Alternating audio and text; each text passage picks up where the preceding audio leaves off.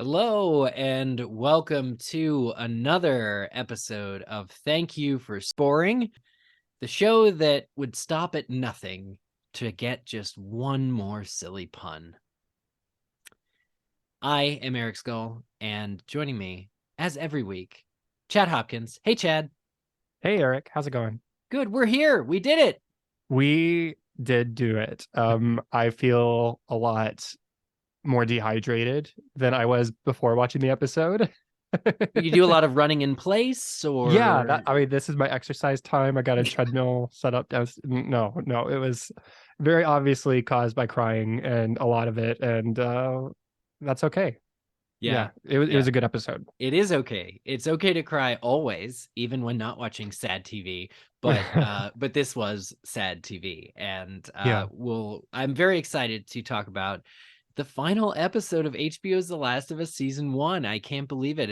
It's only been 9 weeks, and it's like crazy that this thing that came into our lives is now slowly going out. But I think we have reason to obviously be very joyful and proud as we look back over just being able to do this podcast, being able to chat about it week to week. That's really been it for me. I said to you, I got a little sentimental last night, just like, thank you, man, for being along on this journey. And I mean it. Like, you and I and The Last of Us are like a triangle, an equilateral triangle for me. It's like every time we podcast together, it's, although it has been about other things, there's always this common theme of just loving this story. So it's been a real dream come true.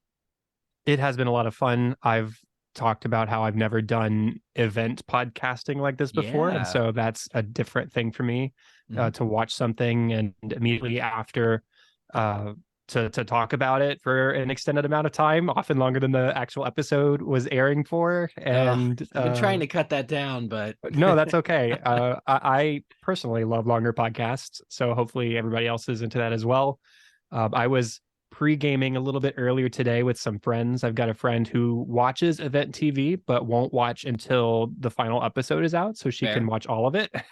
So I was at their place earlier today and we were watching a few episodes. I saw the last like 15 minutes of episode 2, and we watched episode 3 and 4, and then most of 5.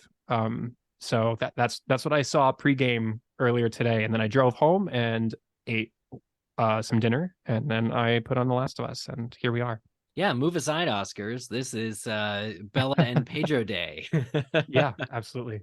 No, this is fantastic. Well, I know we'll be getting into the episode, and it's funny that you mention watching all of those bits of episodes or full episodes going in, because I thought that prior to this episode, the previously on really played like a greatest hits of Joel and Ellie. It really was like, here are all the moments that you remember of them gradually liking each other and getting to know each other better. And that played really successfully. I feel like I almost watched 4 or 5 episodes today because I got to see that little 10-minute or 5-minute reel. This would be a really bad idea, but I almost feel like you could take somebody who's never watched any of the show and just start with the previous one this week, and you'd get a little bit of like setup, or enough setup to sort of understand what comes next. Yeah. Really bad idea. I don't recommend that, but yeah. It is effective. Yeah, it's super effective. But so, God, where to begin? Well, we're not going to be doing a recap of like the things we learned from episode 8 again, because we're just going to devote all the time on this finale. I think talking about the future of Thank You For Spore-ing, we'll obviously chime back in from time to time, maybe an overall overview episode in a few weeks, but definitely as season 2 ramps up, I know I'd love to continue to do this from time to time with you. But yeah, just speaking about the finale on this episode, what were your overall thoughts? Well, I knew it was going to be rough when the previously on was airing, and I saw that half a second clip of Ellie killing David from last week, and immediately was like on the verge of like heavy tears. And then, of course, 2 minutes later, we're watching Ashley Johnson, who is the original Ellie from the games, as Ellie's mother, and we're getting the origin story of sort of how Ellie came by her immunity, and like from the beginning we're off on this tearful journey. And I think in the first like 15 minutes, I'm crying like 4 different times. And what I really loved about this episode is, I mean, we can talk all day about accuracy to video game or not. I didn't know what to expect in that regard from this episode. I think that they could have made a bold choice and deviated a little bit from the game. In what ways, I don't know, but I think that they've shown that they could do that in smart ways in previous episodes. And so I didn't know. Maybe they would throw us a curveball, or maybe, as I had previously predicted and was wrong about, they'd introduce a character from part 2 sort of prematurely here at the end of this season. And so for us to not get a curveball, but instead get a straight up pretty accurate adaptation of the final moments of the game, I actually am really thankful for that, because it echoes so clearly the emotions I felt when I originally played the game all those years ago. That really speaks to what I believe Craig Mazin said at the end of the inside the episode, just that he's like, a lot of this episode really is straight from the game. And he's like, good, because we really, it's the story that we all fell in love with. And the climax is just as important as any to just do the right thing with. And so I think they really leaned more towards minimal interference in story stuff. That said, still managed to come up with, by my count, at least 2 major interesting, like, new things, and the first of which is this backstory with Anna and Ellie. And so getting into it, and I echo sort of all of your thoughts overall, a very emotional episode. I think it was also, I'll say, a fitting conclusion. We were a little worried, or I was, because it was announced that the episode was only 43 minutes long, and it that may make it the shortest of the season. So the question becomes, really, you couldn't make that 44 minutes? Or really, you can make that 45 minutes or 50 minutes or 55 minutes? Because we don't want this show to end. You guys couldn't just add another scene or another infected or another. And I gotta say, tight. This episode was tight. This episode did everything it had to do. It didn't overstay its welcome. At the same time, I'm not feeling altogether like it should have been any longer, and I'll go into that a little bit more. But yeah, I mean, going into it, there have been all these news headlines and a lot of sensational. With any popular TV show, there's all these news. We've talked about this before.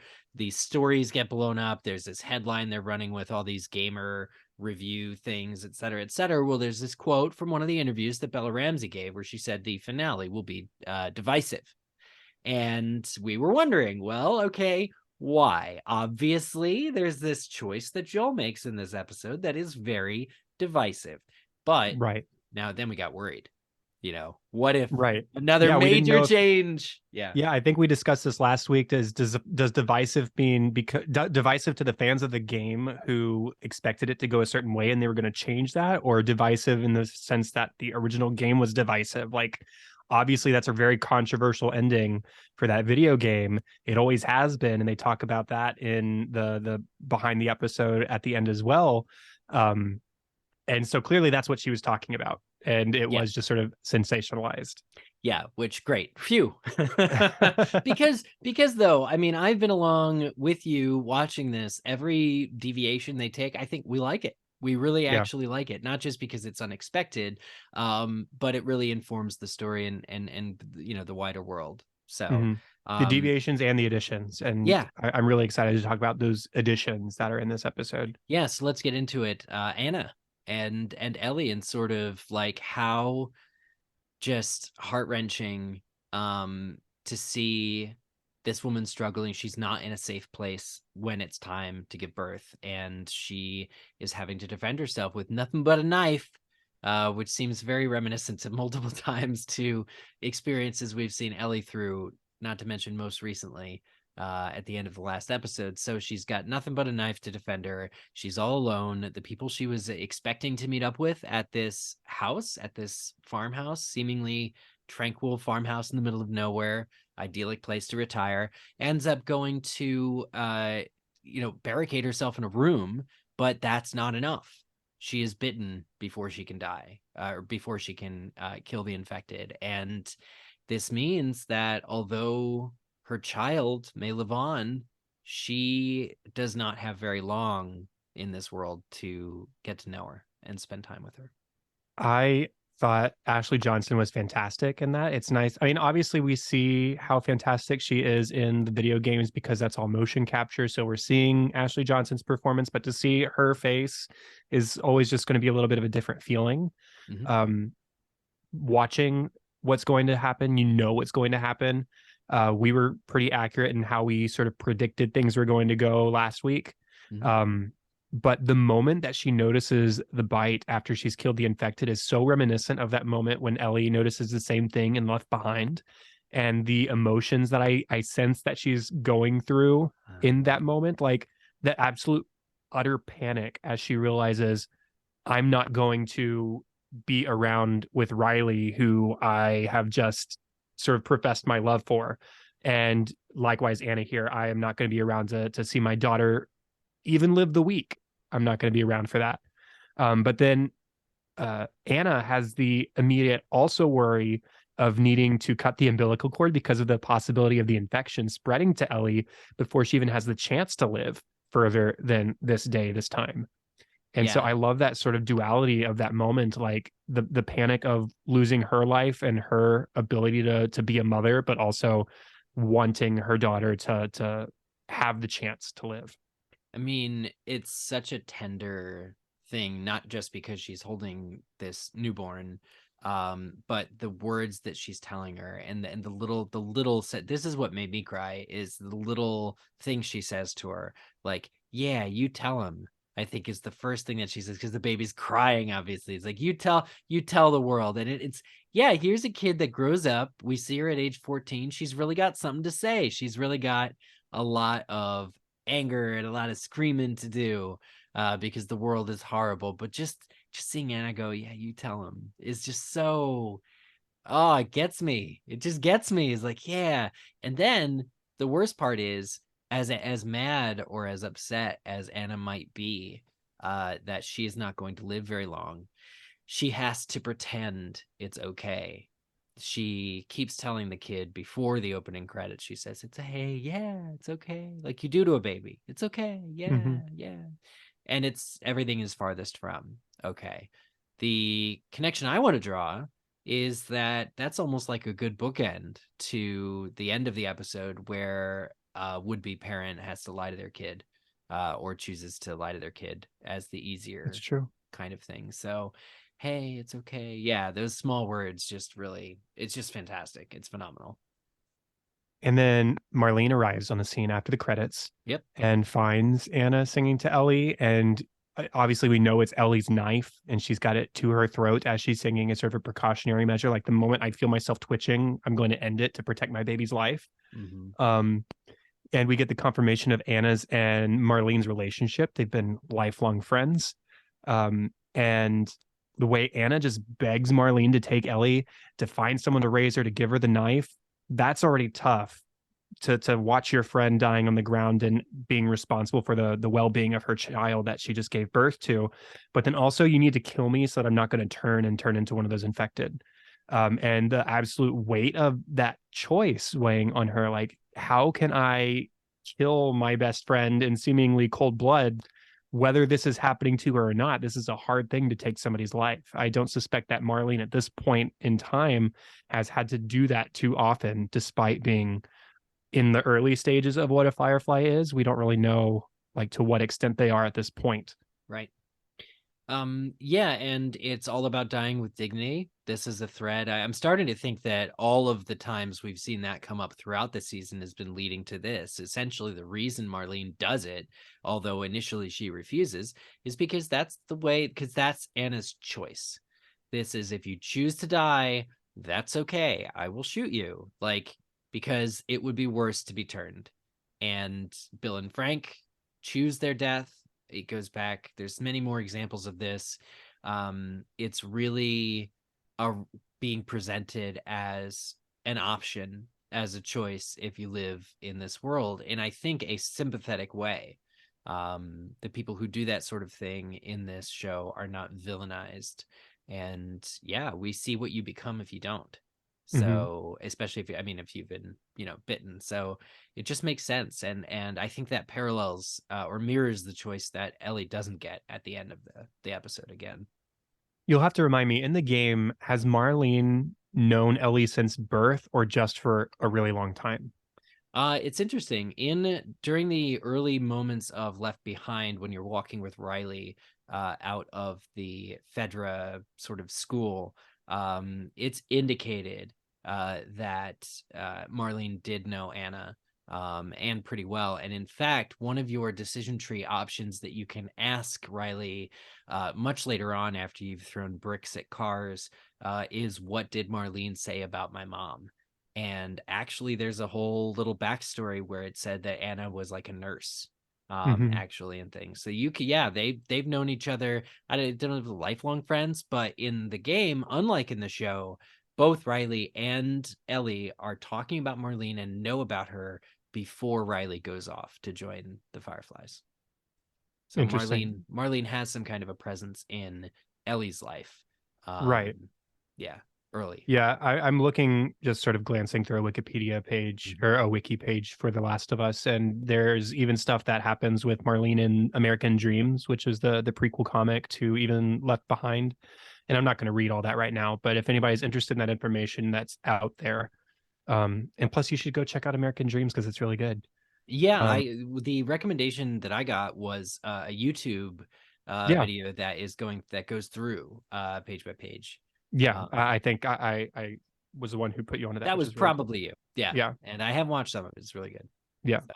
So. Um, I like that this scene gives us that sort of emotional tie from Marlene to Ellie, so that we see how difficult a choice the ending is for her as well as it is for Joel, but in a completely different way. And we can talk about that more as we get to that moment, sort of chronologically. Mhm. But I did like that this wasn't just about the backstory of Anna and why Ellie's immune. It's about tying Marlene to the promise she made to Ellie's mother and to her being present more or less for Ellie's birth, and having to make that difficult choice at the end, despite those things. Yeah, I mean, it's great to see Marlene again. Merle Dandridge was in the premiere episode, and that was it. So, the season is bookended by her appearances, as it is in the game.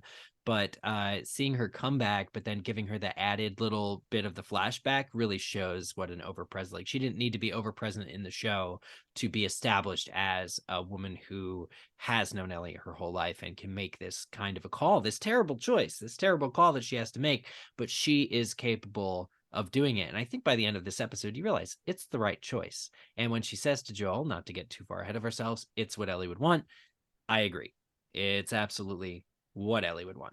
So let's talk about sort of following the flashback sequence. We get, and I mentioned the previously on is like the greatest hits of Joel and Ellie, but actually they don't stop at the previously on. The whole sequence on the highway is still playing like a greatest hits of Joel and Ellie. Joel finds Chef Boyardee which comes up when they're camping in I think episode 2 or 3 at some point. There's all these kind of callbacks to their relationship so far, and it's sad because I watched this knowing where it was going, and knowing where it was headed, but did Pedro come off as like a little bit more cringily, kind of giddily? He's just so giddy to have her in his life, and he's so giddy that he's got it like a daughter back, and there's like a little bit extra of like oh, I'm so glad to be a daddy again kind of thing going in to his behavior here. I think that really hurts. I felt that a little bit at the end as he's sort of trying to overcompensate for his deception by like sharing more backstory about his relationship with his daughter and like, oh, you two would Yeah. have been friends and you were similar like this and you were different like this and you would have liked each other. That I think he was trying to sort of push it a little bit. Yeah. But here at the beginning when he was just I think in that moment he was trying to cheer her up, and it's not because of any shortcoming of himself, rather than the way it was at the end. It was, man, she's been through some rough stuff Yeah. in the last episode. I mean, she is clearly suffering some sort of, I mean, I'm not a psychiatrist, I'm not a doctor. It very clearly seems to be some sort of like PTSD, or just like maybe still in some sort of shock where she is distant. She's not even listening or hearing Joel really talk or the words he's Yeah. saying to her. And so Joel, I think in those opening moments is just trying to find the things that Ellie likes and maybe be a little bit more over the top than he normally would be, if she was being normal, to sort of reach that perfect pH balance, you know? Yeah. Yeah, and ultimately, I'll refresh you because I did just play the sequence in the game. But in the game, she's also, yeah, despondent. She's not really listening. You have to like he talks about teaching her how to play guitar, and Mhm. then there's like nothing, and then you walk up to her and it's like on PlayStation, it's like triangle, speech bubble. You're like ding, and then she's like, huh? Oh yeah. It's like really cool that but in the game it resolves when they do have a conversation. Well, the giraffes help break the ice, and then it finally does resolve when Ellie and Joel have the conversation sort of in the emergency medical kind of pop up. So it's really interesting that was brought in, and yeah, she's still kind of suffering from what happened. I would say that it's just hard, and for me, trying to figure out why Ellie is like specifically is like so distracted is answered for me when Ellie is like just, of course I lost what I was goddamn saying. When Ellie,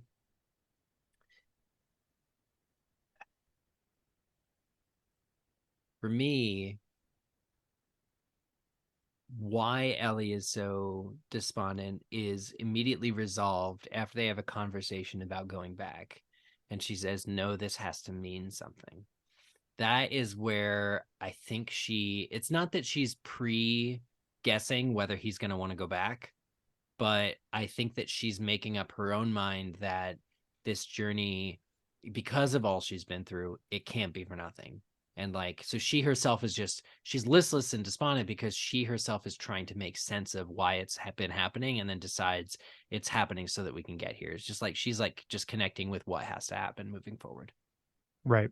And I totally understand what she's trying to communicate to Joel and like why she's sort of, I wouldn't say one track minded, but very focused on the goal that she originally set for traveling this far across the country with this person that she didn't know at all to begin with. But I couldn't help but wonder, does the unintended outcome, there is no cure, I'm going to go live with Joel and Jackson, have this father figure, he has a daughter figure again, does that not mean something after all they've been through? Like obviously that's sort of a rhetorical question, because yes, it does mean something for both of them. They clearly mean a lot to each other, but I just hate the thought that Joel is going through, and I think he gets it too. Of, I have this daughter like figure. We've accepted each other. I called her baby girl in the last episode. Do you remember that? You remember that? And and here she is saying that our relationship isn't enough in a sense. And so I could see how that hurts him to a certain extent too. Although that's not necessarily something that needs like a big discussion point either. I just think it's like I asked the question because I was like, it means something. It's not the thing that you set out to seek meaning in to begin with, but it does mean something. Yeah, but I mean, I think that moment is so important because that's the moment that shows you what Ellie would have chosen Mm-hmm. in terms of to live or to die. It's this moment where she says it all had to have been for something. And Joel acts like he understands, and he does. But that, I think it's because of that moment that Joel knows that Ellie would have chosen, if given the choice, to die. Because it gives this whole journey, everything she's done that she calls out, some purpose, and it seems very hopeful. So, Well, we could ask that question too. Do we really think that if it was clear that she was going to die, that she would have made that choice to die? I think so. You think so? I mean, I'm not saying I think one way or the other. I've got to take some time to sort of think about that. But like, if you know that death is a certainty, which at this point she doesn't know that, then I mean, it's almost a decision that you can't make until you're in that moment. Yeah, I mean, it's the fatal flaw that Marlene makes too, is not leveling with her. I think it's out of a mercy, out of a compassion, that she sort of just is like, we need to run some tests, puts her asleep, and then just is like, okay, go ahead with the surgery. The game actually has an audio clip and a written journal entry by Marlene that continue to show you that it is a struggle. She talks about knowing Anna, actually, in the journal entry that you can find while roaming the hospital, killing everyone. And that said, the decision that Ellie was not given a choice for, like, they really could have asked her, but if she had said no, then that would have been sticky, right? Yeah, So it's in like, a sense, that's the same thing that Joel was doing earlier in the season, where he was like, it was back in Kansas City when she had to shoot that kid to save Joel. He says, "I'm sorry, you shouldn't have had to do that. A kid your age, you shouldn't have to sort of experience what it means to hurt or to kill somebody else." Um, and Marlene's almost treating her with the same kid gloves. Like, you're a child, you can't truly make this decision. I can assume this is the decision that you want to make. Just as Joel is thinking, I assume that you feel this certain way about the violence that we're perpetrating. It's just interesting that they're both sort of treating her as a child, and she is a child, don't get me wrong, but uh, they're both sort of coming at it from the I'm the parent who knows best sort of perspective. yeah, which is sort of not as glaring, because you do get this interesting moment that was not, so far as I know, in the game that I've just been playing, which is Joel's discussion with Ellie about how he got that Oh scar. my gosh. And she knows from a couple episodes ago. I don't remember which episode it was because it was in the Um, previously on. it was episode 3. There you go. There's the story about a guy who shot at him and missed. And we find out in this episode, as he's going on being giddy old dad, and here's a ladder, take it, hoist me up, and this, that, the other thing. They eventually get to the quarantine, and we'll talk about the giraffes. Don't worry, people. But there's this moment where he says, "Oh, that was me. It was me, the guy who shot and missed." And apparently, a few days after losing Sarah, he didn't see a purpose, and yet at the very last minute, he says flinched, couldn't kill himself, didn't know why. What do we make of this? This is an amazing admission. For me, it's him trusting her with his deepest secret. Do you agree? Yes, I agree for sure. This is him letting her in and saying, "Hey, if you just stick with me, we can be open with each other like this. We can talk about our past," which is one of my rules that I set at the beginning of our journey, is that we keep our histories to ourselves. Um, but this could also possibly does explain his hearing loss. I was having a conversation with my friend Seth, who you podcasted with before as well, and he pointed out that, like, if you shot a gun near your head, I mean, you're going to experience hearing loss. And I think the scars on his right temple and isn't out of his right ear that he doesn't hear as well. So this is an explanation for the hearing loss, aside from just the fact that he shoots guns all the time anyways.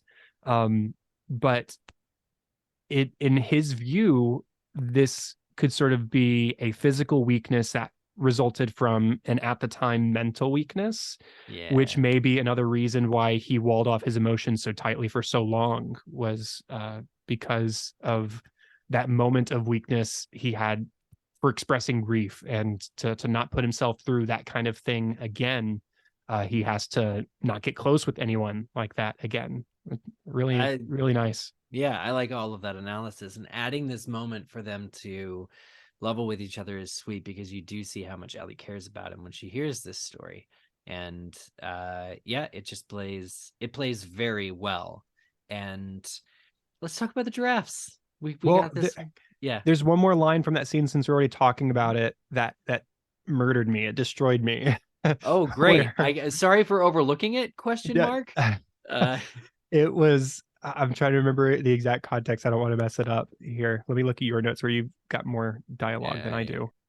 When Ellie says, "Well, I'm glad that that didn't turn out. I'm glad that you were unsuccessful in your Oh, suicide attempt." yeah. And she says, "I guess time does heal all wounds." Ugh. And his response was, "It wasn't time that healed it." And the way he looks at her, the words that are being unspoken, and the way she looks back at him, she completely knows what words are being unspoken, and the relationship that they have with each other. Oh, that broke my heart. Time That doesn't was heal so all good. wounds. You do, baby girl. Yeah. Oh goodness. Oh, cringe. Cringe. It lay no, maybe not cringe. That's unfair. But it lays it on so thick. It does, and I saw in your notes the sort of like the weight of expectation that sort of places on Ellie, is like, Yeah. well, I'm still not your daughter, you How know? yeah, how is she supposed to stand up for herself there and be like, oh, I'm not your savior, Joel, or anything? She can't, because Right. when an adult says something nice about you being like great for them, you can't rebuff that if you really like this person. So yeah, it's but again, that discomfort that I'm feeling stems mostly just from all the evil that Joel does in her name, which Yeah. makes it not okay, but is the justification that he's using. So because she exists and saved him, he's never going back again to the loss that he felt before. Right. And And that's what the addition of the suicide attempt really gives this story in the TV adaptation, is it raises the stakes for Joel even further Mhm. in him making that final decision to save Ellie instead of potentially save the world. Um, if he has already tried to end his life once because of the loss of a daughter, and he's gone through since the loss of Tess, thought he had maybe gone through the loss of his brother, went through the loss of Henry and Sam, and although they weren't close, he saw a potential like travel companion in the Mhm. two of them. Mhm. Um, for him to have suffered all this loss, I think Ellie would be one more loss that he could not handle. I can't imagine, had things gone Marlene's way, Joel would have gone back to Jackson and just lived with Tommy, where he's going to be raising his own kid. I don't Oh see that God, happening. you're right. You're right. That would So, I be a mean, again, I'm getting a little bit ahead of ourselves, but yeah. Well, I mean, I yeah, think that giving Joel a choice, even in the matter, or having him find out what happened, was maybe the wrong choice. But like, they should have, when he was knocked out, should have just killed him. But I mean, Marlene, that's only with knowing all the facts. That's only with knowing what happens, and not just in the first video game either. It would have been it's messy to owe him something. I know Marlene, when he wakes up, says, "You're the last person I wanted to owe something to." But before we let's put a pin in that, and let's talk about the appearance of our two favorite friends from the video game, pallets and ladders that are too high to reach. So there's a moment when they're going through the building, they're wandering through downtown, Joel and Ellie, and Joel sees a ladder sticking out of an upstairs area, and he has to climb on some pallets and boost Ellie up, and she's got to grab the ladder and bring it on down. And I can just appreciate this platforming, so to speak, and this adventure puzzle being translated to real world. We wouldn't necessarily see Joel carry Ellie on a pallet across water, but I think this is the next greatest thing. I think this is a nod to all that in the video games. Oh, it's 100% a nod. Like there's no, I was about to say, I think they had to have included something like this at some point. They didn't, but it is a fun little Easter egg for people who played the games and are very familiar, too familiar maybe, with the gameplay mechanic of Ellie being boosted to a place and putting down a ladder, Ellie not being able to swim and needing a ride across a pallet or something like that. So it is a fun little nod for video game fans for sure. Yeah, I mean, I think it's the series would have missed something if they didn't find an environment where those naturally exist, because the whole argument I think behind using them in the game is that these are things you could find in the natural world, right, together and all that. So that was very, very satisfying. But yeah, so let's talk briefly about the giraffes. This is a scene that is in the game. It's kind of like a really big nature is healing moment, because you do find that there are some forms of life that are apparently not terrorized by cordyceps, and it's not just one giraffe, but a whole pack of them are just wandering about. Yeah, I always loved that scene in the game as well. And to sort of experience the childlike wonder of Ellie, who's experienced at this point a lot more of the world than she had at the start, but still a relatively small amount of the world. Like never having had the experience of just going to the local zoo and seeing the giraffes and in the enclosure. And in fact, she has an even better experience of getting up close and personal with one and being able to feed it and have it lick her and like it be a really sweet thing in a moment where she's going through a tough time. Yeah. It's a really great moment. Yeah, and it kind of I think for that moment in the game, when I seem to recall fuzzily the very first time playing it, and it really shows you what the game is capable of. Because up until that point, I mean, maybe with the monkeys, you see like, oh, yeah, there's animals in this world, but with the giraffes, it's like, oh, this game can actually call attention to itself as being like, there's all these humans and they're horrible to each other, and there's infected who used to be human, but wait, there's giraffes. Again, the Earth as a whole wouldn't necessarily, by rule, be worse off, because these giraffes are free. They're outside of the cage. They're able to roam and thrive now on all of this lush greenery that's grown up on all of these buildings. So it really was an expansive moment for me about showing, and just a tiny little thing about what the game is capable of. But the story it tells is so much grander than just that one moment or that one part of that level. Mm-hmm. So used very effectively. I can see why they kept it so close. And speaking of close, having just played The Last of Us, so-called Part 1 remaster for PS5, it really feels like that whole layout of the Salt Lake City area was straight from the game. It seems like they used like the matte footage of just like it's that close, Yeah, from the game. And I probably bet that is not what Salt Lake City actually looks like or where things are laid out, but talk about that. So there's a smoke bomb, and this laughing together, this jovial nature that they're doing could go on forever, but it's cut short. And also, depending on how you feel about the choices Joel makes, it shouldn't go on anymore. That would have been the last pun Joel ever heard Ellie say if he didn't do everything he does to get her back. right. It's a lighthearted moment following the giraffes and following Ellie saying, "I'll follow you anywhere." After this is Yeah. all done, Yeah. uh, it's that moment is cut short, and it immediately jumps into like the heaviness of the decision that Joel's about to make and the decision that Marlene has already made, to sort of not go against the wishes of her best friend, but in spite of the final wishes of her best friend, do what she thinks is what's best for the world, which is to let Ellie get killed in surgery so that the part of cordyceps in her brain can be harvested and reproduced and turned into hopefully a cure to stop this pandemic from continuing, and to give humanity a better future. Marlene makes that choice, and it's tough for her.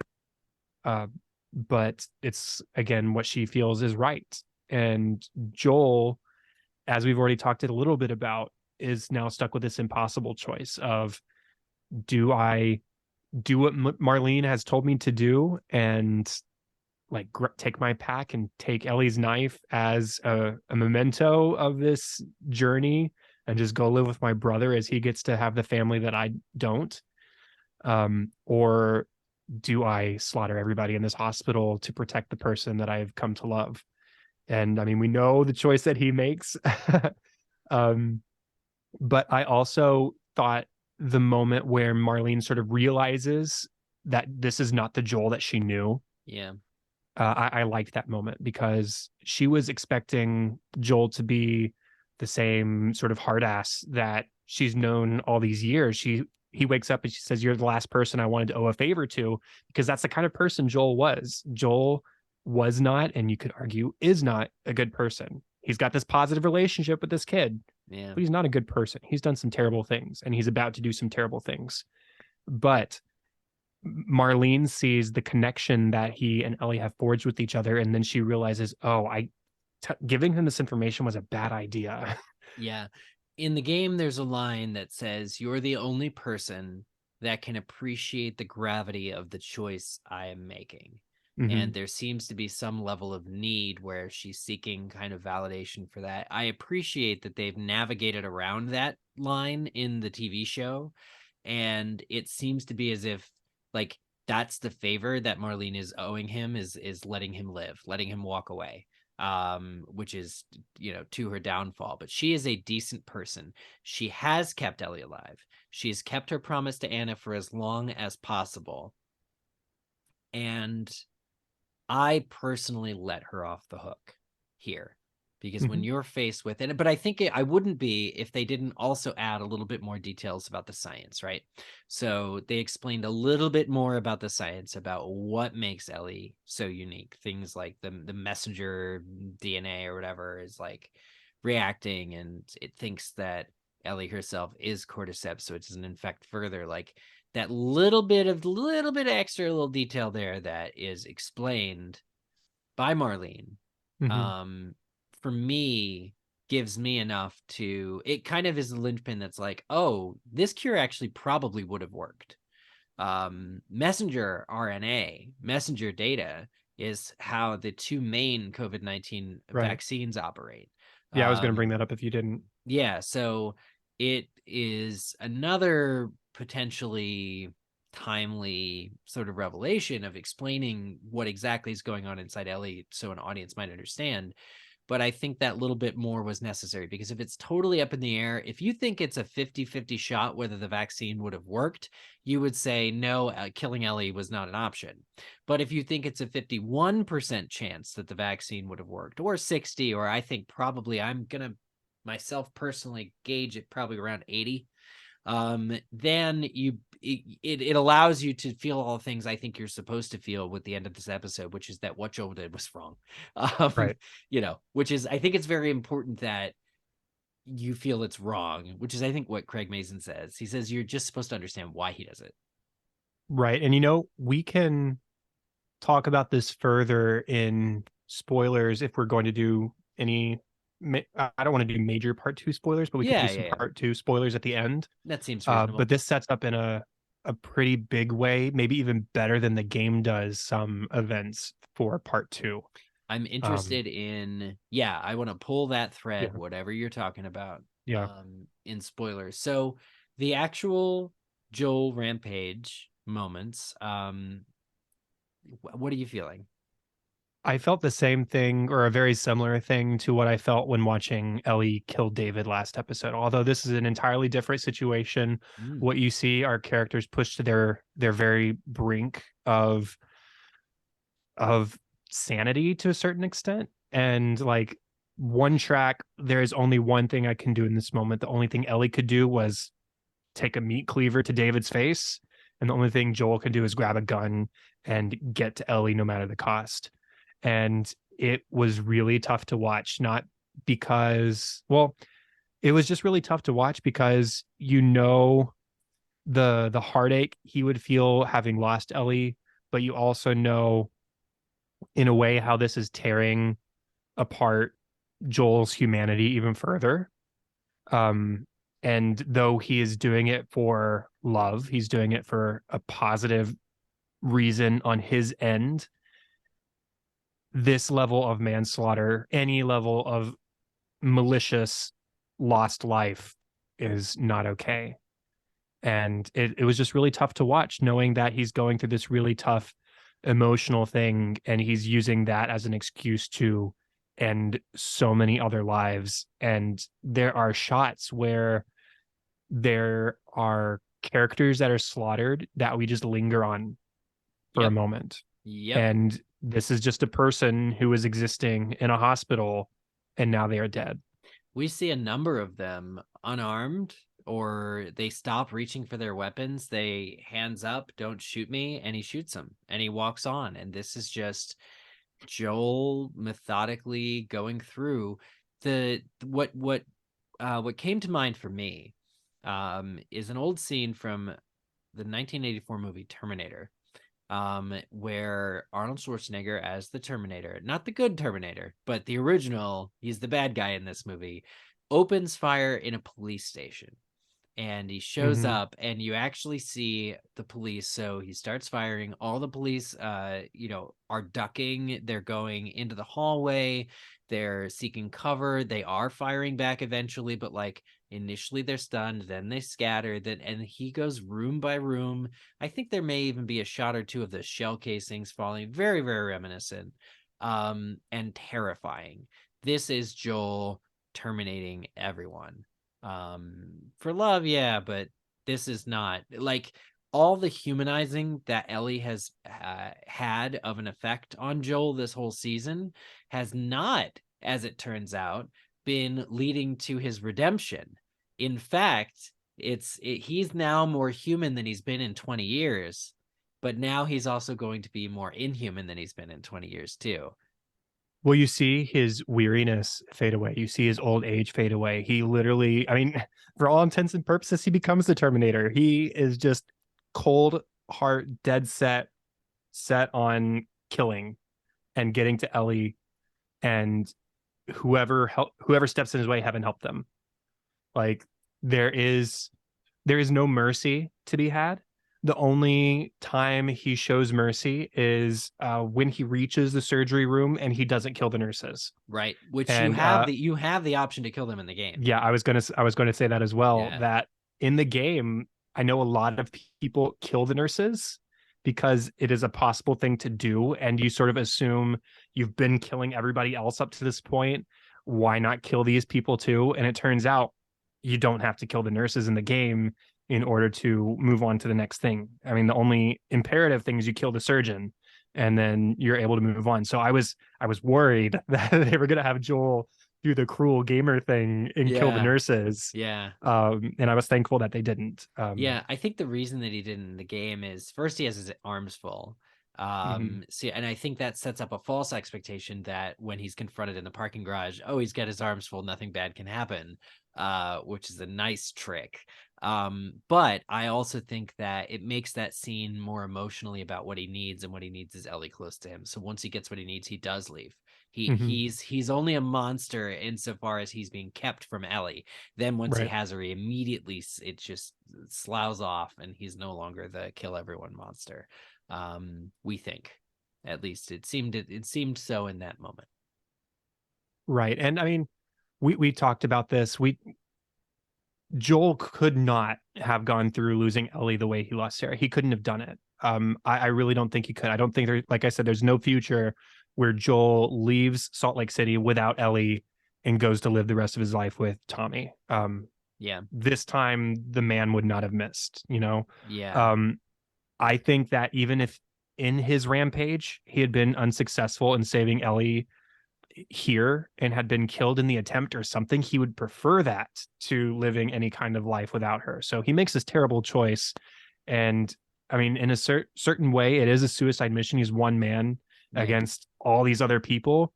But he is successful in that sense. He does mow through all of the fireflies, and he's able to save Ellie, and that leads to that final confrontation with Marlene in the garage.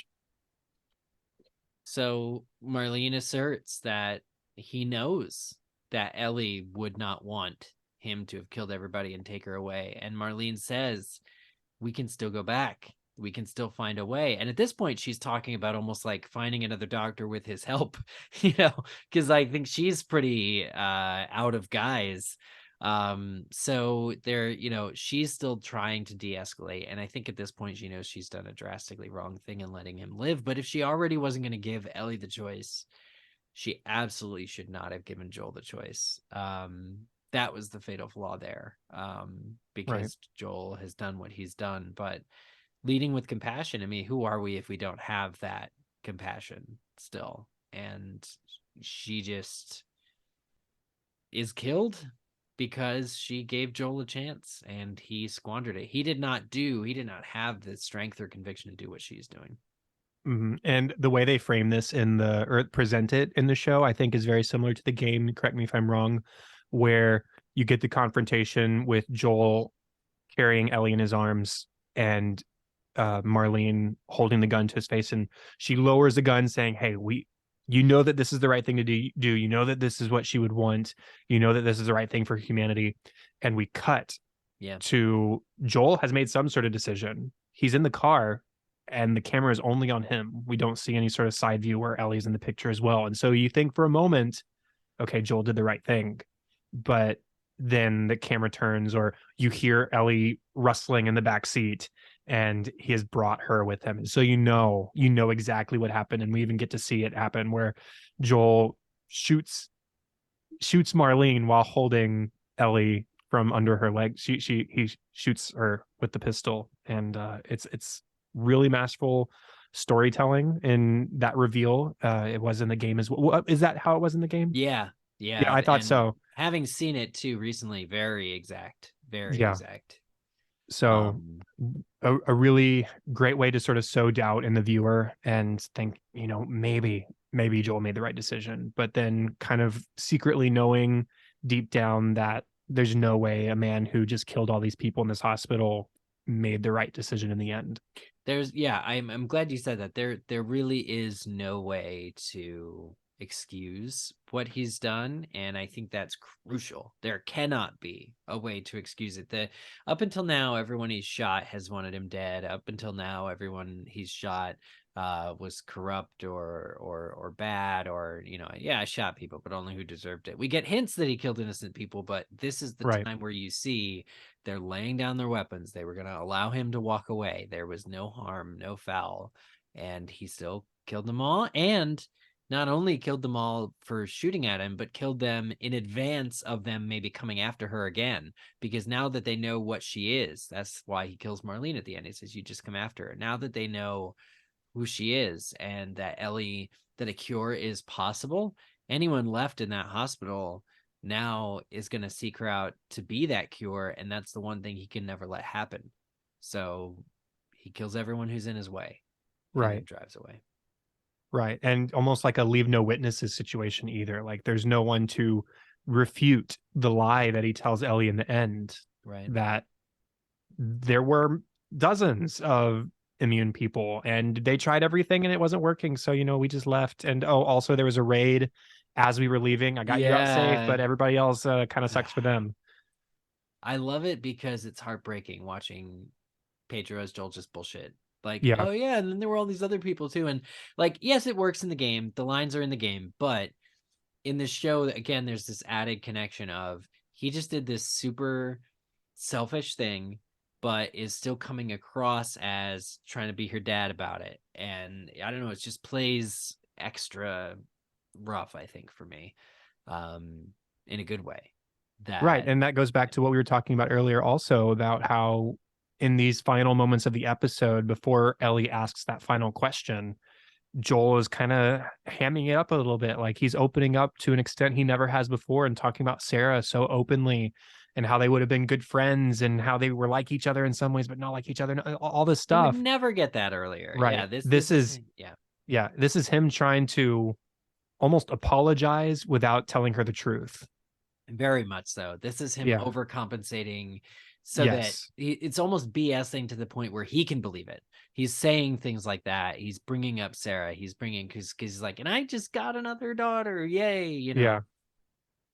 Like trying to move on from his own, I guess, demons or his own unbelieving in. And so when Ellie asks the question, swear to me everything you said about the fireflies is true.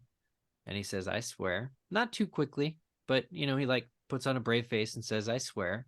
Mm-hmm. The look that she gives, just like in the game, you can't really tell if she believes it. She kind of nods and is like, okay.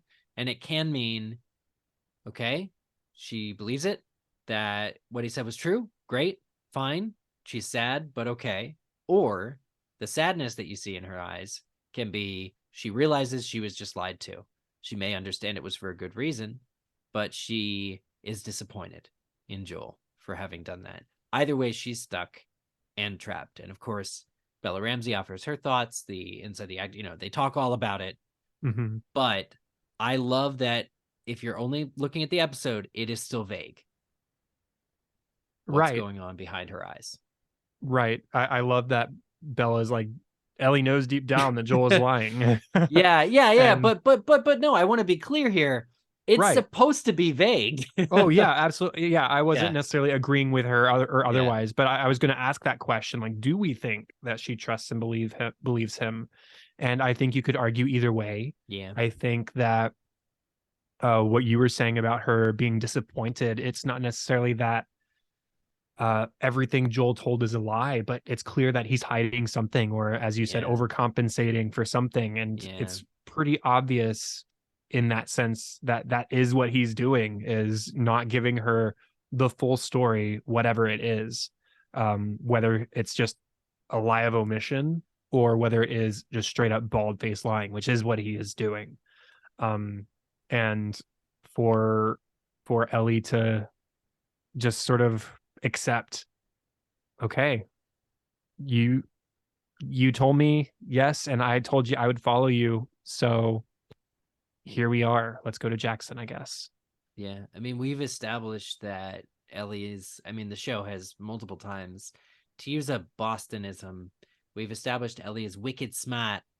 And she, thank you. And Appreciate it. perceptive, yeah. Yeah, and perceptive. And I don't think anything's wrong with her reaction here. I think that she knows Joel, absolutely knows him well enough to know something's off, to know Right. that he is being extra jovial, to know that he is, especially for somebody who just apparently escaped raiders again. Right. It doesn't add up. And there's this really nice little commentary about the lies we tell ourselves here. What lies do you tell yourself to be happy on a day-to-day basis? And which ones can you live with versus which ones will gradually be the unraveling of the great tapestry that is comfort and come back to bite you in the ass. Right. And I like Um, the setting of her asking this question. They're overlooking the Jackson settlement, which we've already seen. It's super nice. It's a community that's working very well. Tommy's there. They have a happy future ahead of themselves, is the sort of ultimate goal, is that this is a place where they could spend the rest of their lives and not have to worry super hard about infected ever again. And despite that, Ellie has something itching at the back of her mind, and she has to ask this one question before she can accept any sort of future with Joel. And even though she can tell that maybe he's not being totally honest with her, for him to say that he swears he's telling the truth is at least enough for her to take the steps to descend into Jackson, I guess. I think the music really does a lot of heavy lifting too in this episode, like Mm-hmm. how you know that you're supposed to be sad about Joel choosing to kill all these innocent people is also because there's some very sad strings that are playing Right. when he's doing it. And the camera on Joel, I mean, Joel is kind of going almost, it's moving dreamlike through that whole sequence when the variations on the show's theme are playing, and it is sad, and it's it's very interesting, just really hat tip to Gustavo Santaolalla again. Yeah, I mean, his theme isn't a happy theme at all. It's always sort of been tinged with a little bit of melancholy, but in that moment where he's slaughtering everybody, it is really sort of heavy laden with even more emotion than normal and some string backing that you mentioned, and uh, really, really powerfully shows that if you weren't feeling the emotion you're supposed to feel here, we're going to help you along the way. This is not a good thing. Yeah. Oh yeah. Like let's just Joel is not a drum this character up. to be idolized, everybody. Like, Yeah. oh, isn't it Well, awesome that he wouldn't? No, oh, no, it's not. oh yeah, right. No. Well, it would be way different if they played like heavy metal when he was doing it, right? Like even Yeah, imagine the scenes. TikTok needle drops where they like imagine this scene if it had this music and it's Yeah, like that's absolutely gonna they're gonna yeah. do that, like the Doom music or something. Um, yeah, it would play differently. So I'm glad that it doesn't, and I'm kind of getting into now thinking about like what are if you don't do you have any more about this episode, or can we talk about the season, this whole season as a whole, and how you feel? God, now that we've seen season 1 of HBO's The Last of Us, it feels like not that long ago we were talking about it being announced.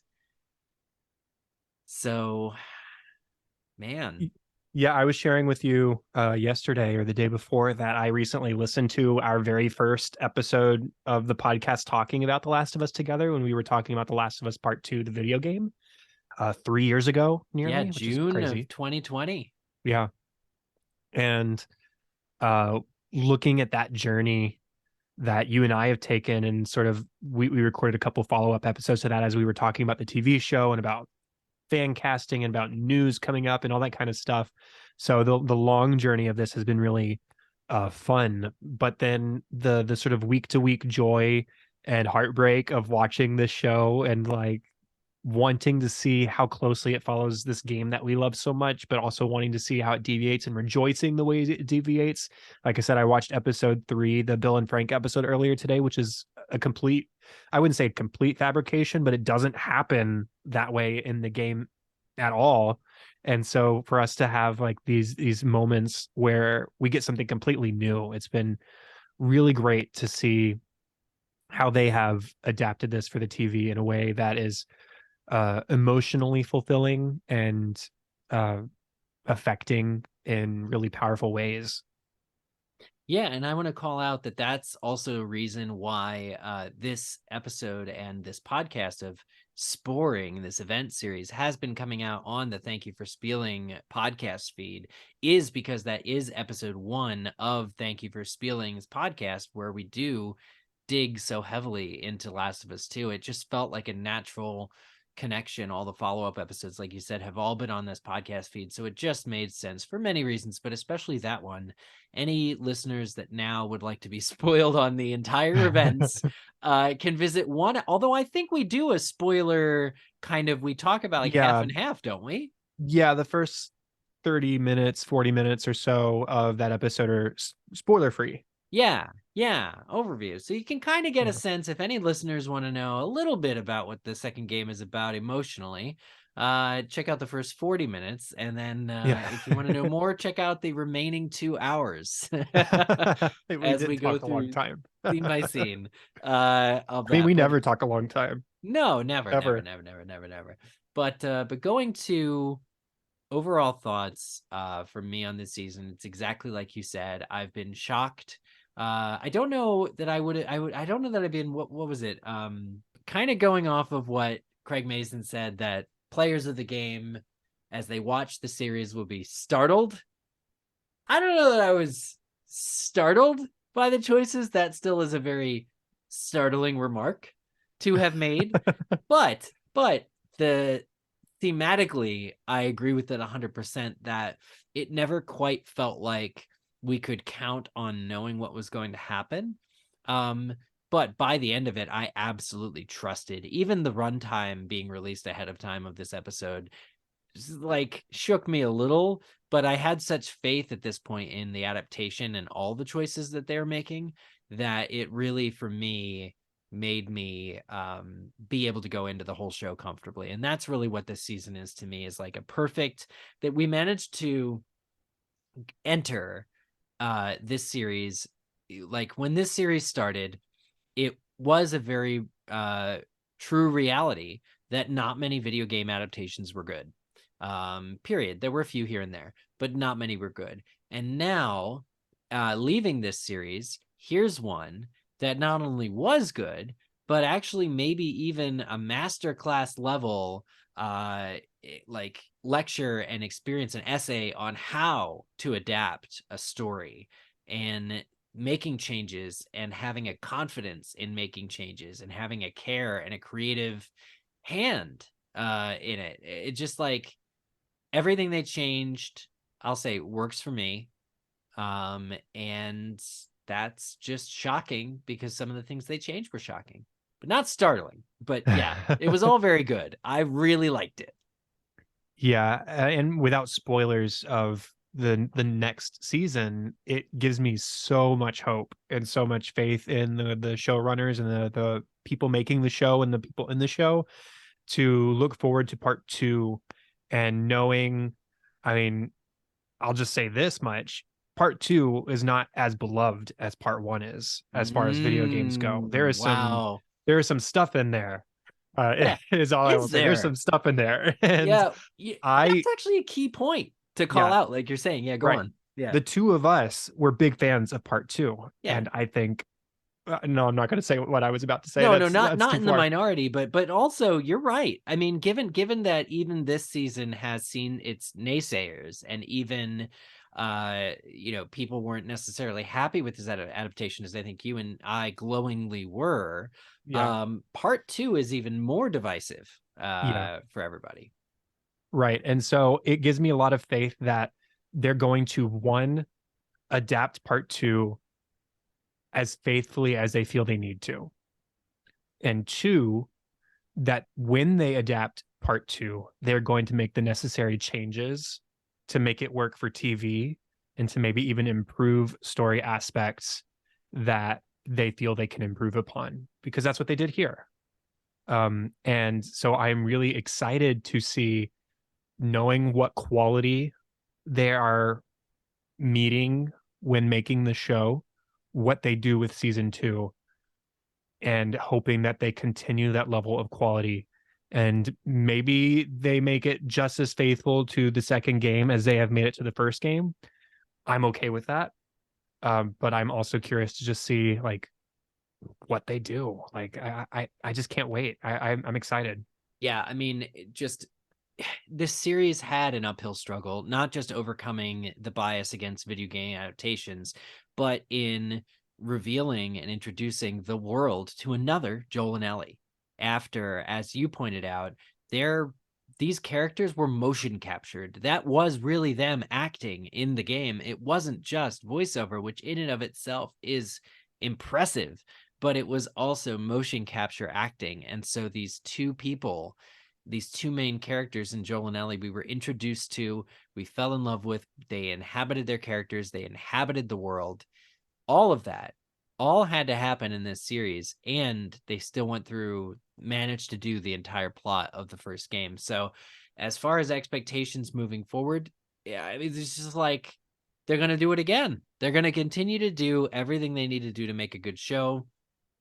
Craig Mazin, I love that he was such a big Last of Us fan, because he has made this show possible. I know Neil Druckmann has talked about trying to get it made maybe as a movie before, but the marriage of these two creative minds producing this show and everyone involved in it is such a success by my record, by my mind, such a success that I'm so glad that actress Shannon Woodard introduced them. But more on that later someday. Now, I think we may have reached the end of the spoiler-free talk and the end of spoiler-free. Thank you for sporing. At Well, least you say spoiler free. We spoiled a lot of things, but we're not spoiling part 2 yet. Oh, well, that was always the point. Yeah, I'm sorry Right, I didn't right. reiterate the No, spoiler thing at the beginning. What we're no, not it's okay. talking I mean, you about can cut before the that. spoiler warning is, yeah. So before there is still a little bit ahead where we'll talk about some things from part 2 that we feel comfortable with. But again, because I like hearing Pedro Pascal's voice. I'll play it one more time. We're going to a spoiler barrier. But first, finally, Chad, one more time, tell everyone where they can find you online. The best place is on Twitter, in some capacity. If you tag me, I'll see it. It's at Chadadada, Chadadada. And podcast recs on other shows you do? Yeah, there's the Cinescope podcast, which has 100+ movies that I've talked about with friends, including with Eric, the movies we love and why we love them. And I would love for you to go check that out and to tell me to record more episodes. Oh, and then there's my record more episodes. Oh, thank you. And there's also my TV rewatch podcasts that weren't live, but there was the Office one called An American Workplace. That one's finished. And then there's Crossroads of Destiny, which is all Avatar: The Last Airbender. And that one's been on hiatus for a little bit, but it'll be back too. Don't worry. Awesome. How far along are you in the rewatch of that? We are partially into season 2. Okay. Out of 3. So, awesome. That's a great place to be in. So new listeners can find it, and they'll have some backlog to catch up on, and then a lot to look forward to. Absolutely. Nice. Awesome. Well, honestly, to everyone who's been along this journey with us, watching the show with us, and also watching the show and then listening to this podcast, thank you sincerely. It's been a real joy to produce every week. I'm not lying when I say I'm also looking forward to some weeks off now. Like the event series, it was good. It's like 8 weeks of work, 9 weeks of work. Okay. And then I'm actually going to a LARP in Wisconsin next week. So it's kind of making just podcasts is a lot of work, guys. As it turns out, it actually is. But that said, as soon as some major news comes out, or if in a few weeks the feels are all too great to prevent us, I'm sure we'll come back and do another episode on this feed of Spore-ing, because we've started something now. We've gotten the ball rolling. It's like an infection. It will spread. We will come back. We will do more episodes. I just don't know when. So with that said, this has been wonderful, and thank you everyone for listening. Yes, thank you. Okay, roll spoiler clip.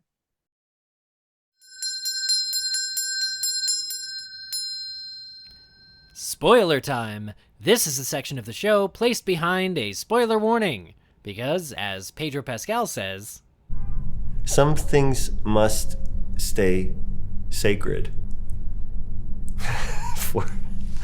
If you don't want to be spoiled, keep the rest of the episode sacred, and we'll see you next week.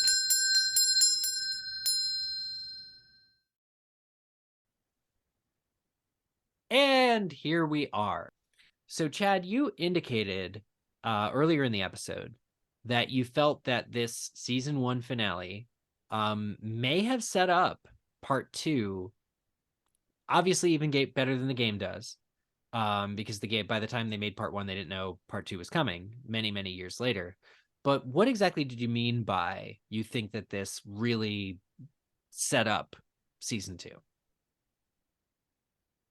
I'm trying to remember my exact point in that moment. Would it have been like lingering on the faces of the victims of Joel, or it would have been something to do with that? Yeah. Yeah, I'll come with something, and if I have the real one, I'll bring it up. But yeah, we see in Joel's rampage, we see a lot of innocent faces lingered upon, and at this point, we don't know names or relationships attached to those faces, but one in particular that is going to linger, and that I am betting we will see this exact shot again in a future season 2, is the surgeon, and the way we have that close-up shot of him laying on the floor with a bullet in his head and bits of brain on the floor behind him. Spoilers, we meet the daughter of that surgeon in part 2, and there are consequences, we should say, to Joel's actions and to these innocent lives lost at his hand. And they do something very intentional in part 2 in giving every character a name. And this final episode of this season showed a lot of excessive violence for the sake of violence and for selfish reasons, Mm-hmm. And with that lack of person, that lack of a personal touch with all these nameless characters, Yeah. we don't get. I'm struggling a little bit with that lack of a personal touch. We don't get the same emotional pull that we would had there been a name with every character. But the fact that we lingered on their faces at all sets up very strongly what we're going to get more of in part 2. Does that make sense? I like that a lot. It's I'm almost remembering there was some kind of blooper setup in Austin Powers. I want to say it was the second one.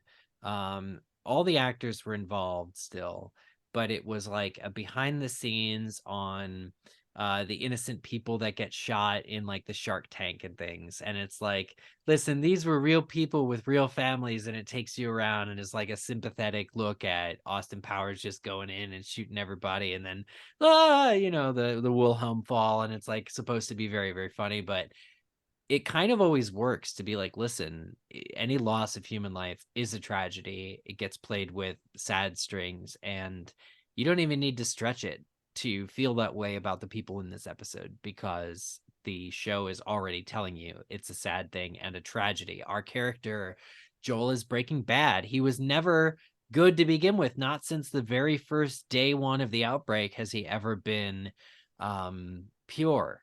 And now we're here to see that he is recommitting himself to cause the worst acts that humanity can cause, and on not just other people, but innocent or unarmed people even, and all in service of the reasons that he does. So seeing that part 2 is a natural falling action, you get this really controversial ending for the game and for the show. You get this really controversial ending.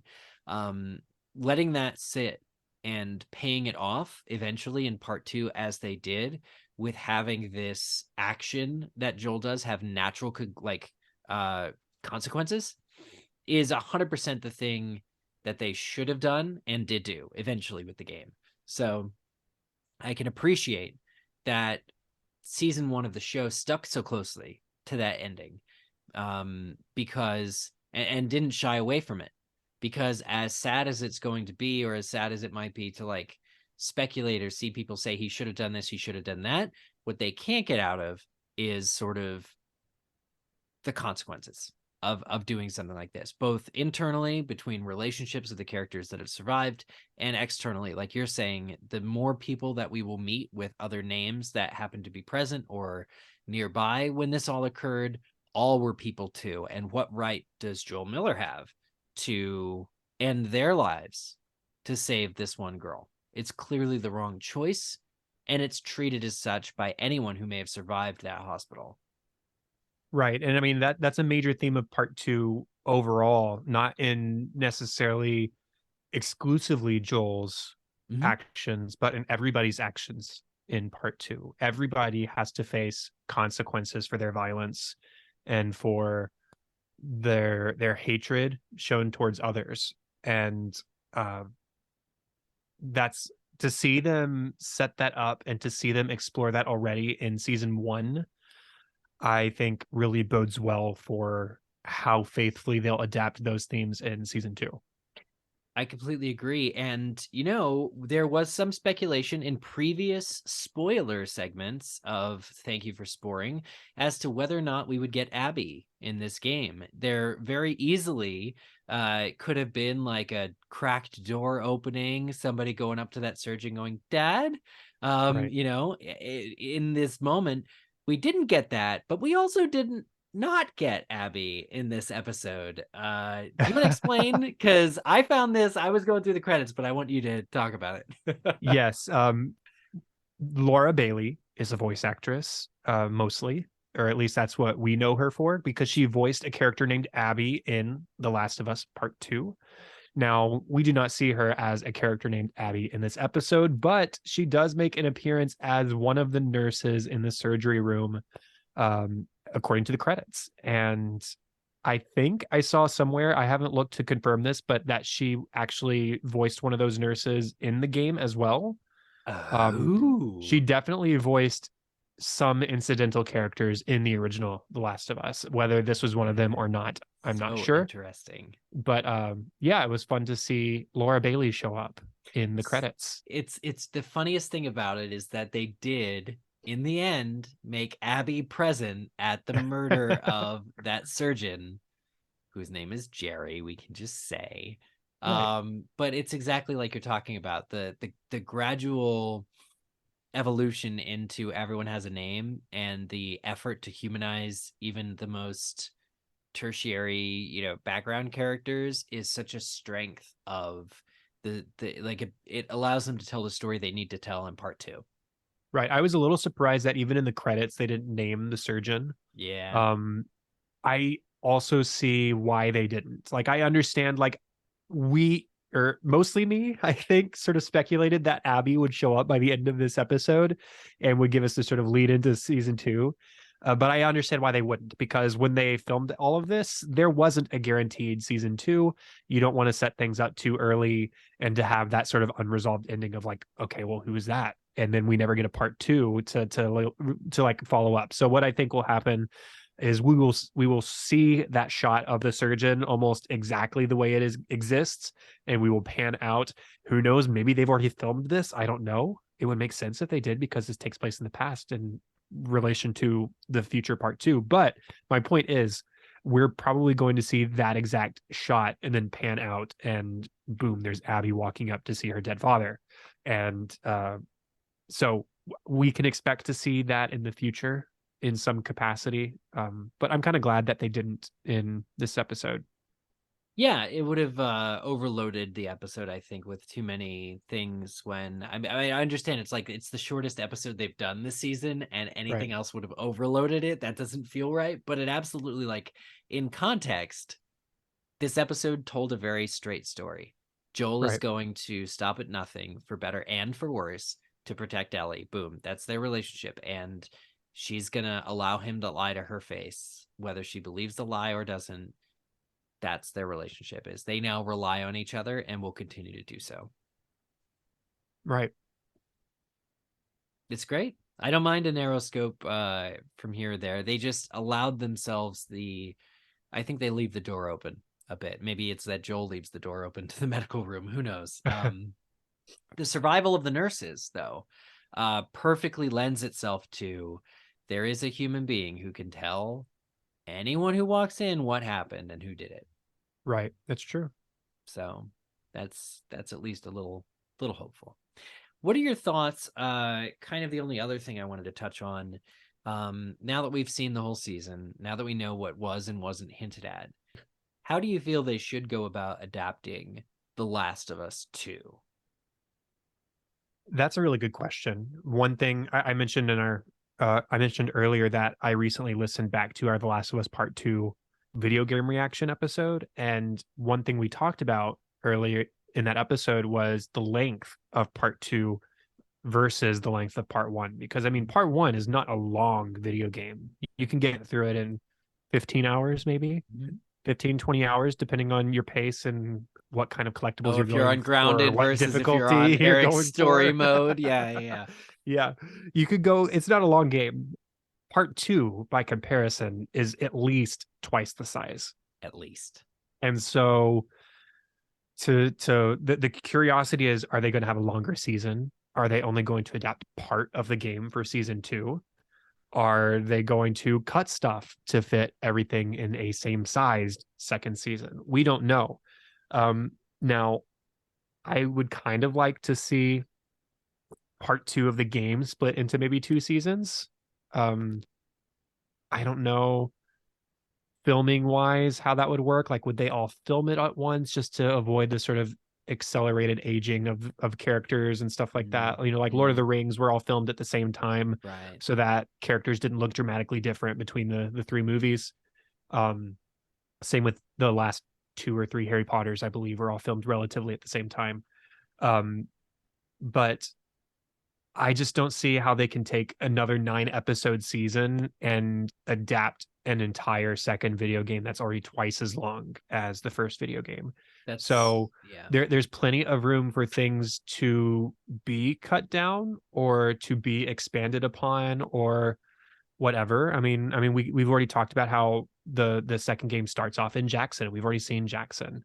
And so we could spend an extended time in Jackson before things start developing further into the true story of the game. We could see certain flashbacks that happen in the context of part 2 happen actually chronologically. I would like more that. Towards the beginning of season 2. Yeah, there's a lot of different options, and I don't know what I expect or what I hope for them to go with, but I think we've already made it clear that I trust whatever Druckmann and Mazin come up with to do. There are so many characters, like brand new characters introduced in part 2. Brand new characters, not just the ones you hate, ones that you like as well. And those characters are part of new factions and new areas that are from new different geographical regions. There's no way to do it the kind of justice. Like Last of Us 2 is very intimate with, or Last of Us 1 is very intimate with just being Joel and Ellie's story. And they managed to turn that into a realistic whole world in season 1 of the show. Now, The Last of Us 2 was even more that world building. It does a lot of like explanations for different types of groups, and you see new types of groups that you haven't seen in part 1. All of that is in part 2. So I don't think it would do it justice to do another 9 episodes, or even 12. Like, I think that if I were to give an expectation for everything that's in part 2, I would want 15 episodes easily, just to fully cover what's the deal with any one group that we meet or any one character who's part of the entourage for another character. I think there's enough meat there. That's just talking about what's already been written. That's not talking about what they could write that would go alongside and make better any of the stories they have told in part 2. So yeah, it's a lot of content, a lot of story that could be extrapolated on, and I don't know why any of it would have to be necessarily just cut. Right. Or none of it is bad to where it needs to be like discarded, like, oh, we made a mistake there, we got to turn around. No, there's just really that much extra content coming. Right. And I would love for them to have a couple seasons on this, but the time jump things aside, or the aging of characters aside being an issue, but I don't necessarily want an excess of new material written. It's just a personal one. Like there could be a whole season of Ellie and Joel's life in Jackson. You could do that. That's I don't know that's kind of what I want. That's kind like, of, yeah. Like I mean, I'm sure I would love it. And right. If Druckmann and Mazin are doing it, cool, do it. Awesome. Especially considering the passage of time from part 1 to part 2. 5 years. And how much? 5 years. Yeah, 5 years. So like if they wanted to do one sort of season where we include some of the flashbacks that take place in part 2 that would take place during those 5 years, and like make a season 2 that is just leading up to the events of part 2 and including some of those moments, I think that could work. I'm kind of just along for the ride. Like I just don't want it to be 9 episodes. We adapt the whole game, 30 hours worth of content squeezed down into less than a third of that. Yeah, well, I mean, there are some considerations. I know commercial considerations if this is HBO. Like it's any American television series that's a hit, you actually like it's hard to cut short unless, well, these days on streaming they get canceled before they get a shot. So I guess I don't know then in the end. But the interesting thing for me, and I've already made the case before about what I want for season 2 being mostly just that, all the flashbacks from Last of Us 2 being planned out, and just really some downtime, let the characters grow that we know. What we have is this unusual chemistry in Bella and Pedro that's so watchable that feels wrong to not milk in a way. I mean, milking implies like it's a bad thing, but no, I mean, really just letting us see that relationship. However, because of course there have been people who've known about part 2 since before this show aired, ourselves included, there's also been a lot of feedback in advance saying, think of The Walking Dead season 2. The Walking Dead season 2 is known very well for being a filler season, where all the cast that is surviving from the first season is just on a farm, and the episodes of season 2 involve them like repairing the farm and fortifying the farm, and then at the end the farm is no longer any good and they gotta leave, and that's it. That's the whole season. It was just on a farm in one place, versus season 1 they were traveling across this long distance. So there's actually quite a comparison we could make to kind of what I almost want out of The Last of Us season 2 versus what actually makes sense from a storytelling standpoint. So all this to say, I don't actually know what would work. I just know that you really shouldn't shoot your cash cow by rushing to finish a story that is so robust that it could be told slower. Right.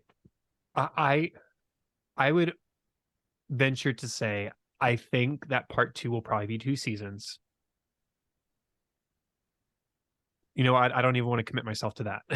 I don't think it'll. Do you want me to edit it out? Like, no, you don't have to edit that out. Yeah. Okay. No. Because I'm just checking this is in. Me because debating with myself in real time. Yeah. Exciting. Yeah. Mason has said he doesn't want the show to ever get ahead of the video games. So, like, I mean, we don't even know if there's a third video game coming. I don't know. There hasn't been any development on that point, and there is a multiplayer coming. There's a multiplayer, but it's just like a clone of the multiplayer from the first game or something like that. Oh, right. It's not a furthering of the story, I don't think. Yeah.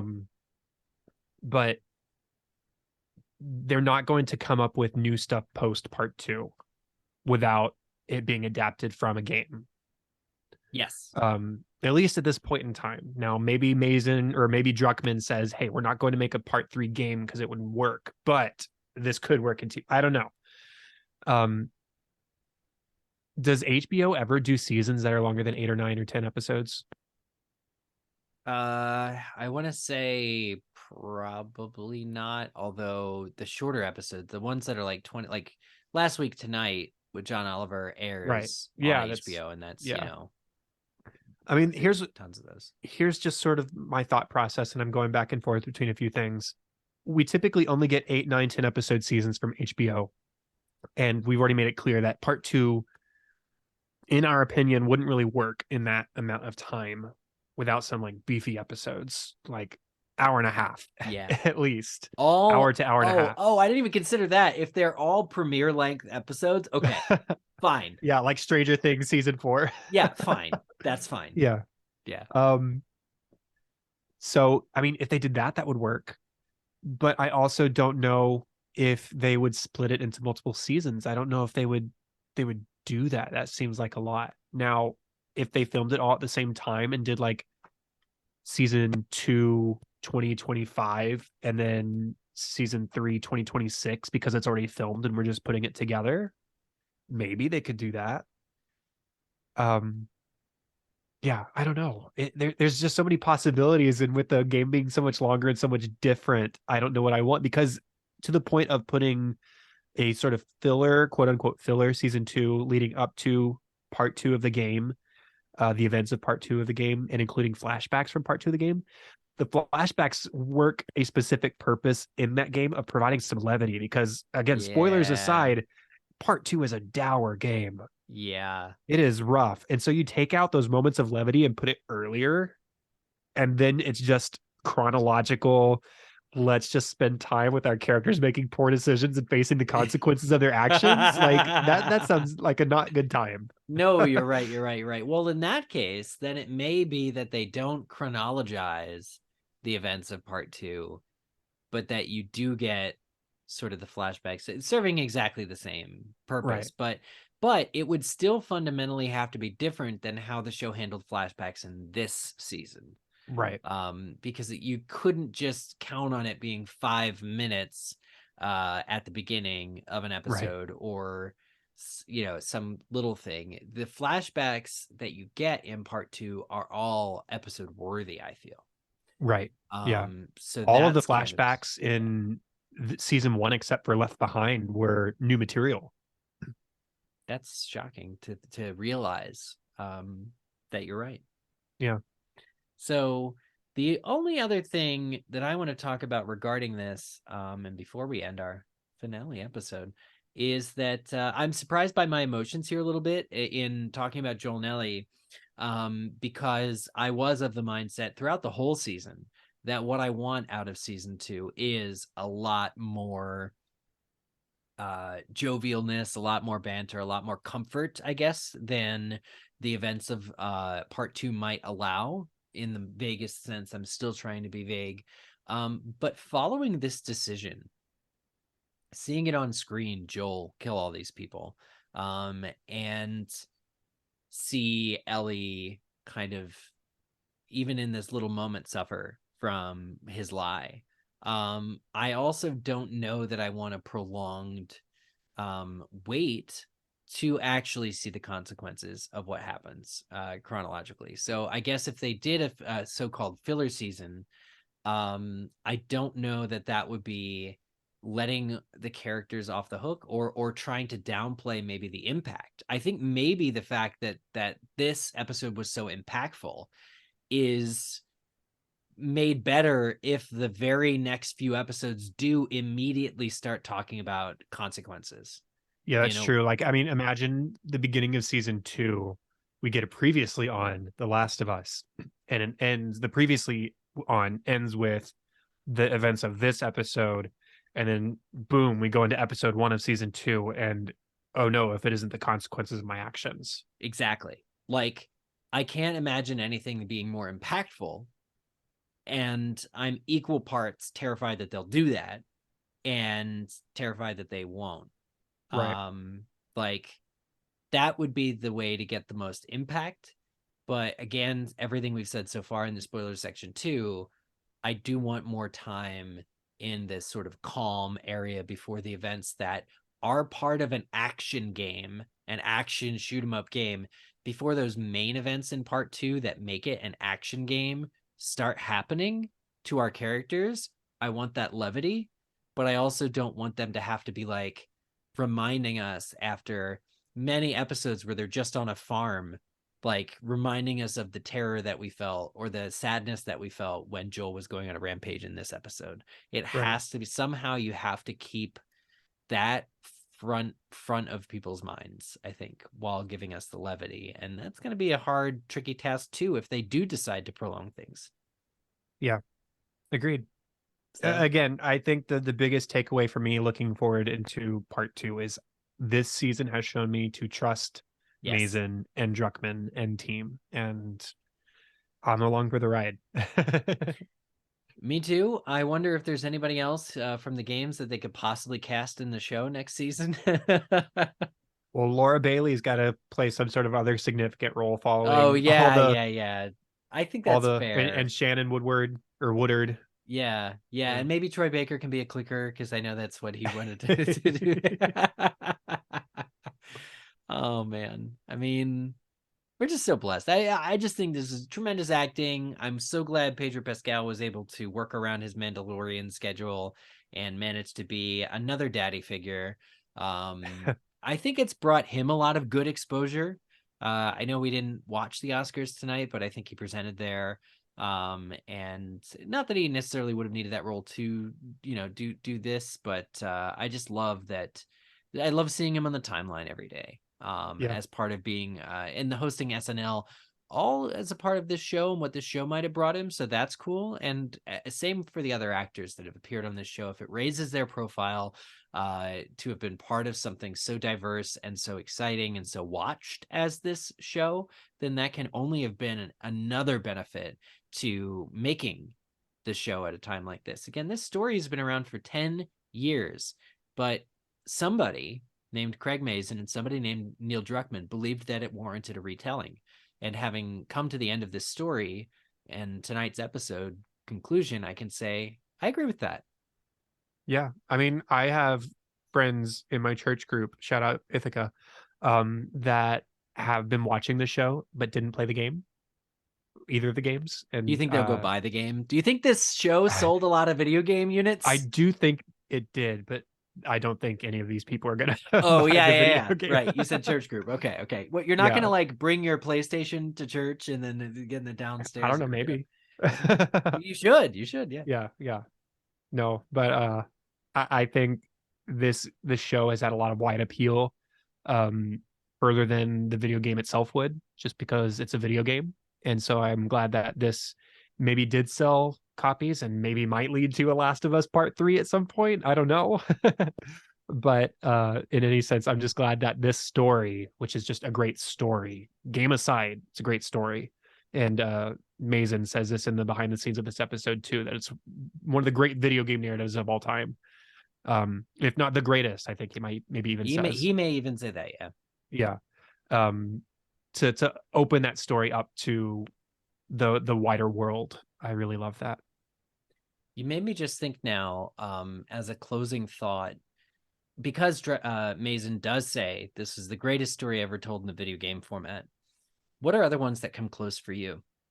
What are some of the times? Because I have a few, and I'm happy to share them.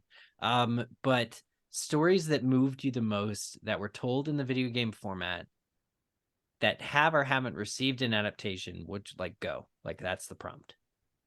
The PlayStation Spider-Man game. That's a good one. That one has made me cry more and more often than any of the Spider-Man movies have. All 10 of them, or 12 at this point? Yeah. Well, maybe that's not entirely true, but more than the Tom Holland ones for sure, the more recent ones. There you go.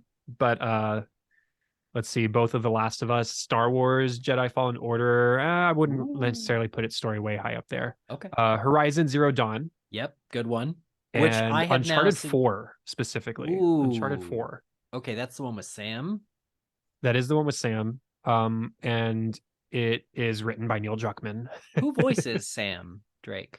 Troy Baker. No kidding. No, yeah. No, Okay. You're right. I think I was calling that out for that reason. Yeah. I agree with that. Horizon, I have to shout out because the episode that you and Melissa were on of Thank You for Spieling, where we were talking about this TV show, I think one of you mentioned Horizon as being a great series that I should get into. And since then, I have spent 80 hours playing Horizon Zero Dawn and another 80 playing Horizon Forbidden West. And thank you. I just want to thank you. Absolutely. Because those stories are... because it is a post end of the world narrative. And it's similar only in the way that there may be ruminations on humanity's sort of self-destructive tendencies, but it is a lot less bleak, and actually not only a lot less bleak, but a lot more hopeful. Yeah. It sets up more of a future. Yeah. Oh yeah. Maybe that's exactly it. And is gorgeous nature-wise. That you're interacting with wildlife a lot more, and there's a lot more people in it too. So huge shout out to Horizon. That's pretty much what I was getting at when I was like, I have games. It's those are really good. Those were really moving. Other story games. Yeah, I think my Mount Rushmore at this point are Horizon and Spider-Man and The Last of Us and Uncharted 4. That's great. Okay. Yeah. Rushmore. So we're picking 4. Awesome. Okay. Then I will also do Horizon. I liked a game with Elliot Page, and it was also mocapped, called Beyond Two Souls. Two Souls. Yeah. That game tells a very good again, personal sort of story with some supernatural elements that I think nobody talks about this game, but I think that would be one for people who enjoy science fiction and also the sort of the character-based storytelling that this show and game does, would really enjoy. But yeah, I mean, even my list of like 2-play games like Mass Effect Trilogy, I haven't played, but a lot of people talk about how moving that was. So to wrap up, I'll say the Star Wars game I cared about most, since you brought up Fallen Order, was it? Knights of the Old Republic. really did it for me. I managed to play it years after it came out on like a best of PC Star Wars CD-ROM. But I know now Good Old Games has it, or Steam has it, I think. So Star Wars Knights of the Old Republic, and that again, you get to know some characters, you get to have some gameplay, it's some action, it's some great, and some backstory. So I'm glad we were able to talk about that. Hopefully we've given people more games to try or more games to play that align with our interests and will align with theirs. I hope so. And yeah, hopefully this show has shown people the storytelling capabilities and the art form that video games have and are. That's great. And I'm sure I'm missing some that are like perfect examples of that I'm just not thinking of right now. But yeah, it's always been a good medium. There's something about immersing yourself as a character, doing things as your character that you can't help but be immersed. I like the new Tomb Raider games that they've done, by the way. Those are also very good at that. But yeah, I love it. I love the idea of there could be a new golden era of video game adaptations coming. That are suddenly successful and worth the attention that they're getting, that this show got. Absolutely. I agree. Thank you again, Chad, for being on this journey. I don't know when we shall spore next, but we'll text about it and we'll get back together. Absolutely, we will. It'll be great. So again, thank you, listeners, for being on this journey, and we'll see you when we see you. I guess the best thing anyone else can do for themselves and each other is endure and survive. Endure and survive. Peace.